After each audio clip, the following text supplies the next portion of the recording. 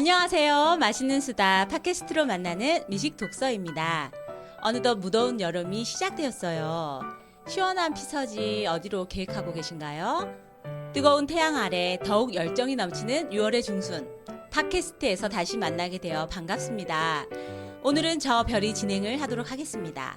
6월 미식 독서에서 맛볼 책은 한식의 품격입니다.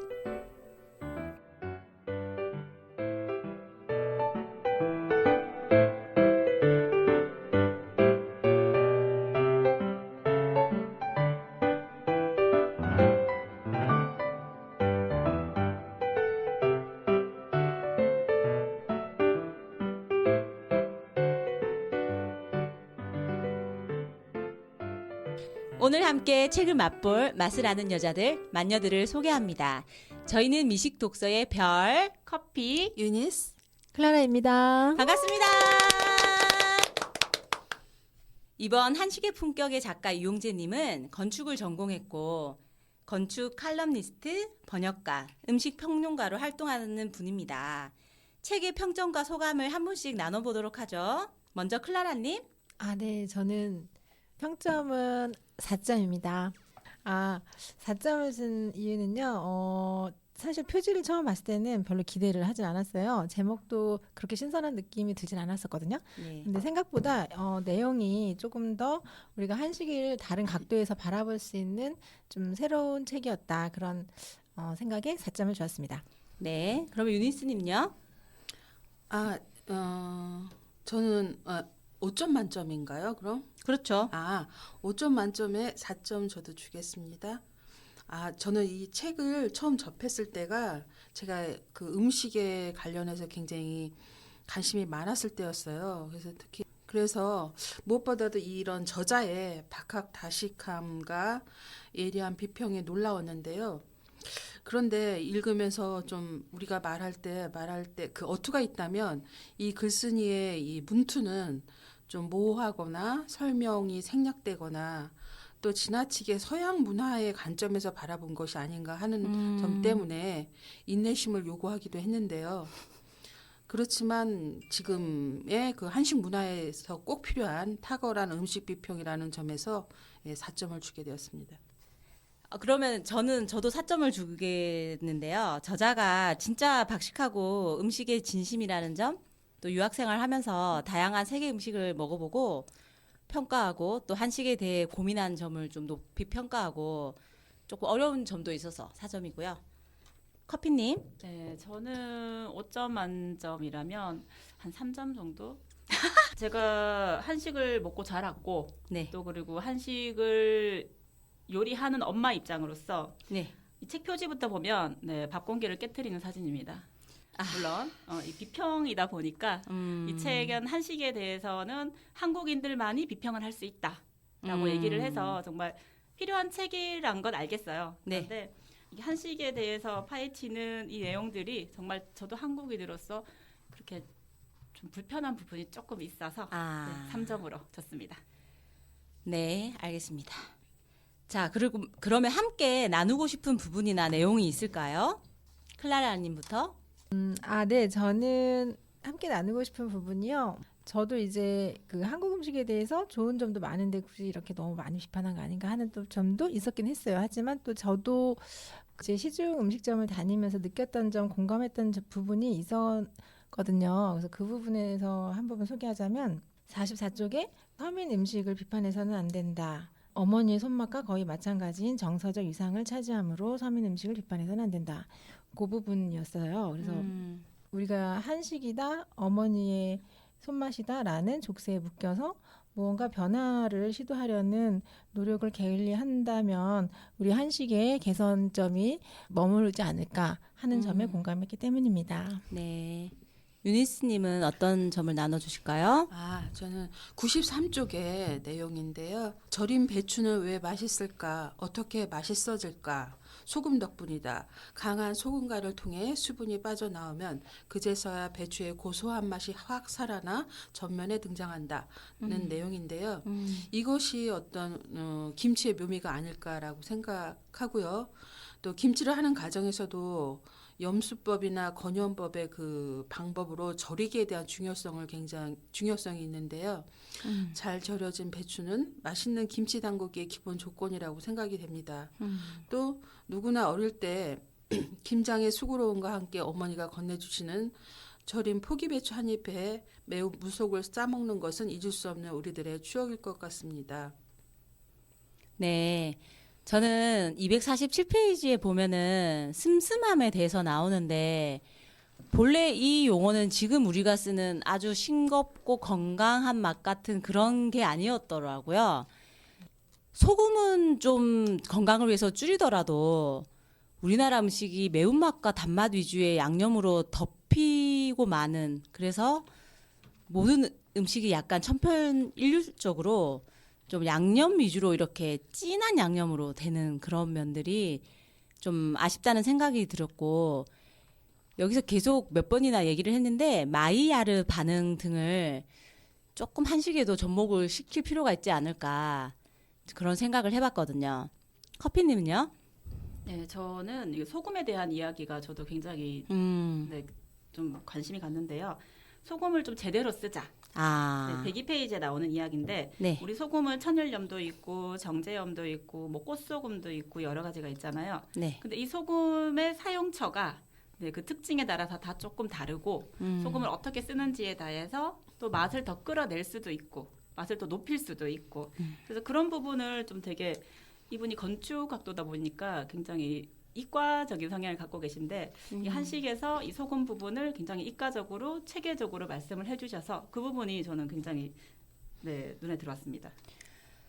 저자는 10년 이상 10가지 정도의 김치를 직접 담그다가 또 이후에는 사 먹기도 했다가 지금은 몇 년 동안 아예 김치를 안 먹는다고 했는데요.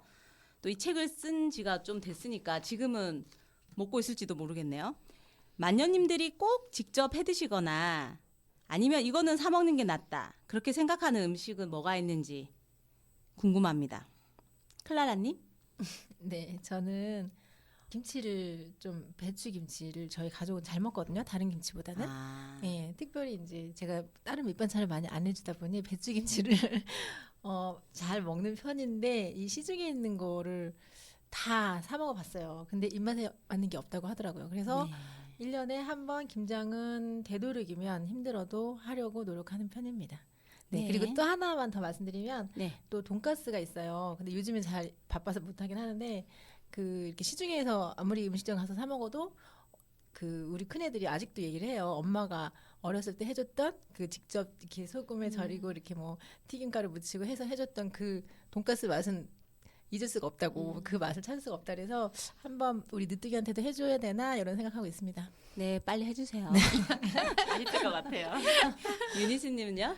아, 저는 그러니까 사 먹는 거는요. 좋아하는데 재료 다루기가 번거로워서 네. 쭈꾸미 볶음 같은 거 이렇게 있으면 쭈꾸미 볶음 그리고 문어 숙회 같은 음식하고요. 또 오랜 요리 시간이 걸리는 거 있잖아요. 김밥 그리고 포케 샐러드 제가 좋아하거든요. 그래서 그런 거 그리고 또 지난번에 별님이 고추장 만드신다고 했는데 되게 부러웠어요. 그러니까 잘 모르고 어려우니까 예. 그런 거 사 먹죠. 아, 예. 그리고 또 직접 해먹는 거는 제가 파스타를 되게 좋아해서 미스트 소스 스파게티하고 바질 파스타 그리고 김치전 잘 해먹고요. 특히 그 유자를 예전에 싱싱한 유자로 만든 유자청을 만든 적이 있었는데 여름날 아침에 따뜻하게 유자를 타서 마시면 진짜 기분 좋습니다. 한번 그거 제가 권해드리고 싶어요. 저는 웬만하면은 만들어 먹으려고는 하고 사실은 내가 안 해서 그렇지 난 다 잘해. 약간 이런 게 있어요. 어이가 되게 없는데 특히 등갈비찜은 제가 직접 하거든요. 저 몇 번 실패했는데. 그러니까 왜 어떻게 하면 실패가 되는지 참 이상하네요. 등갈비찜을 사기 위해서는 그 등갈비에 살이 많이 있는가 옛날에는 몰라서 그냥 샀는데 살이 없을 때도 있더라고요. 그걸 찬물로 이제 핏물도 좀 빼고 감자라든지 야채를 많이 넣으면 아이들이 잘 먹으니까 그렇고 또 열무김치도 제가 직접 담는 편이고 근데 결론은 식당에 저는 웬만하면 안 가게 되는 것 같긴 해요. 알면 알수록. 맞아요. 근데 그런 것들을 책에서 많이 짚어주니까 저는 좀 속이 시원했거든요. 커피님은요? 네, 저는 여름에 먹는 그 콩국수. 콩국수는 제가 콩물을 만들어 본 적이 한 번도 없어요.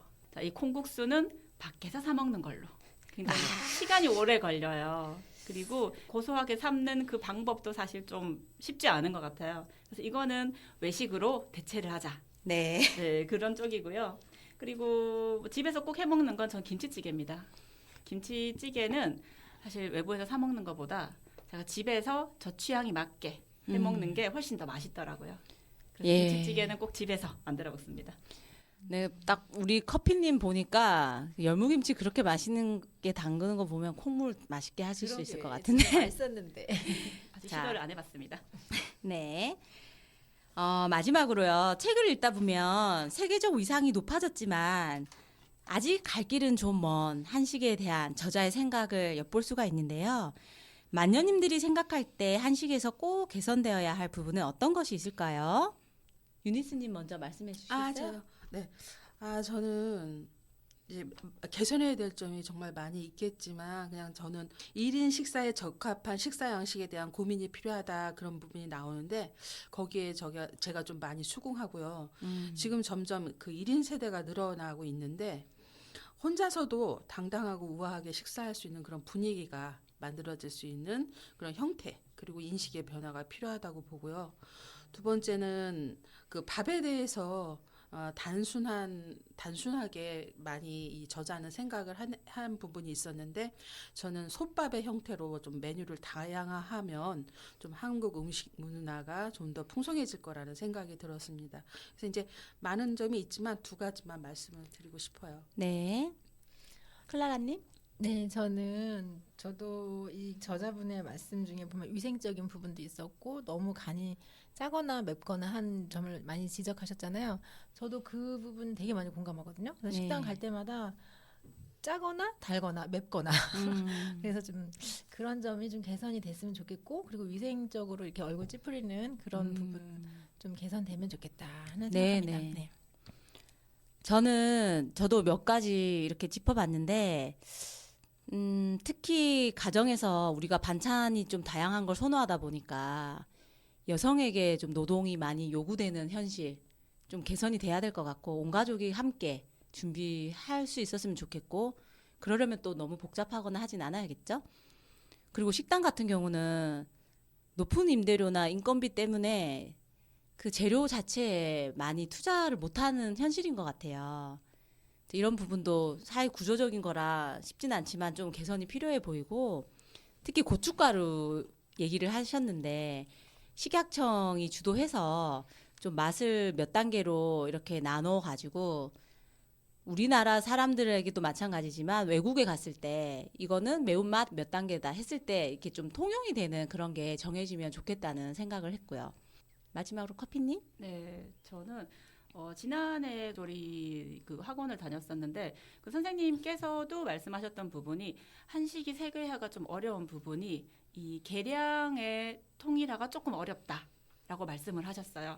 실제 한식 조리에서도 밑간을 할 때는 어느 만큼의 양을 넣어라는 게 정확한 게 없습니다. 밑간을 합니다. 이 정도지. 그래서 그 부분이 이 한식을 세계화해서 평균화하는데 조금 어려움이 있다라고 그 선생님도 말씀을 하시더라고요. 정말 그것처럼 집집마다 김치 맛이 다르고 고추장 간도 조금씩 다르고 하다 보니까 그 계량의 통일화 그런 부분이 좀 더 개선이 되면 좀 세계적으로 다들 좀 일관된 맛을 보실 수 있지 않을까 그런 생각했습니다. 네, 다양한 의견 주셔서 감사하고요. 책을 놓은 지 오래되었어도 맛있는 수다, 나누고 싶은 마음, 취향과 결이 맞거나 달라도 좋은 사람들이 나누는 소소한 이야기는 저마다의 방식으로 삶에서 녹아 나오는 것 같아요. 책을 놓은 지 오래되었어도 맛있는 수다, 나누고 싶은 마음, 취향과 결이 맞거나 달라도 좋은 사람들이 나누는 소소한 이야기는 저마다의 방식으로 삶에서 녹아 나오는 것 같아요. 한 달에 한 번 맛있는 수다, 미식 독서에서 만나면 어떨까요? 다음 달에도 팟캐스트로 찾아오겠습니다. 지금까지 미식 독서의 별, 커피 유니스 클라라입니다. 감사합니다.